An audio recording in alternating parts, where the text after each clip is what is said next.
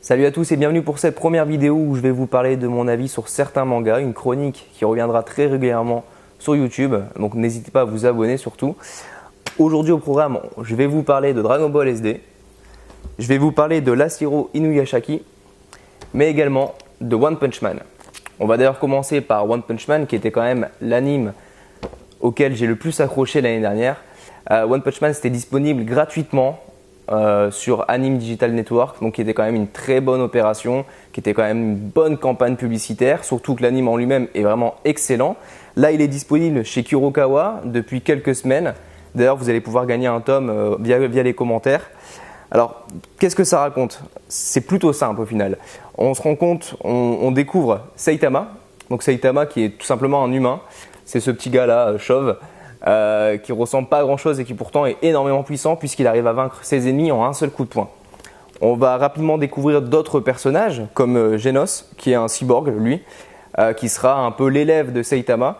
Vous allez rapidement certainement accrocher à ce manga parce qu'il y a beaucoup d'humour, il y a à la fois de l'action, il y a surtout un dessin mais vraiment d'une excellente qualité. C'est assez impressionnant. Moi j'avais adoré l'anime et du coup j'adore aussi la version papier et je vous conseille fortement vraiment de craquer pour ce manga. On continue avec le second tome de Last Hero Inuyashiki. Alors, c'est pas le nom le plus facile à prononcer, donc je vais peut-être l'écorcher une ou deux fois. Alors, dans ce second tome, on découvre toujours la vie donc du coup d'Ichiro Inuyashiki, qui est une personne assez âgée, enfin qui est un adulte d'une cinquantaine d'années, qui malheureusement est atteint d'un cancer, qui est assez mis de côté par sa famille. Alors, cette personne est dotée d'un pouvoir. Malheureusement, ce n'est pas la seule. L'autre personne est un adolescent qui, lui, ne cherche pas à faire du bien autour de lui. Au contraire, il va vouloir tuer un peu tout le monde, un peu faire le carnage. Ichiro va se rendre compte qu'il est le seul à pouvoir le combattre, qu'il est le seul à pouvoir égaler donc, cet adolescent. Et donc va essayer de pouvoir maîtriser justement ses pouvoirs et de combattre face à lui. C'est vraiment une belle histoire. Là aussi, il y a un excellent dessin. J'ai vraiment bien apprécié. C'est un manga disponible chez Kayun. Et pareil, là pour le moment, il y a 2 tomes de disponibles. Le 3e arrive en février et franchement, je vous conseille de craquer. On continue, on termine avec Dragon Ball SD. Donc bon, Dragon Ball, c'est une petite licence que vous connaissez peut-être. Moi, c'est une licence que j'apprécie beaucoup. Quand j'ai vu qu'il y avait un nouvel ouvrage à propos de Dragon Ball, j'étais emballé comme pas possible. Du coup, j'ai craqué, je l'ai précommandé et j'avais hâte de le recevoir. Je l'ai ouvert, je l'ai lu et j'ai pas hâte de lire la suite, réellement. Parce que en fait, le manga en soi, il est pas mauvais. Hein, ça reprend l'histoire d'Akira en ayant 2-3 détournements. Mais je pense pas qu'on pouvait faire mieux que le mettre en soi.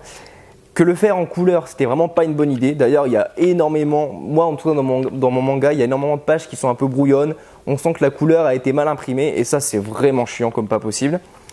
Et en plus de ça, on se retrouve avec un style bien particulier à l'auteur, donc qui est Nao Oishi. C'est pareil, j'espère bien le prononcer.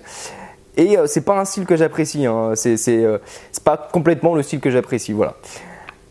Le seul point positif, c'est que dans un seul manga, on se retrouve à lire plus ou moins 2 ou 3 volumes de Dragon Ball. Donc c'est hyper résumé, hyper condensé. Donc ça peut être cool pour découvrir l'histoire d'une autre façon.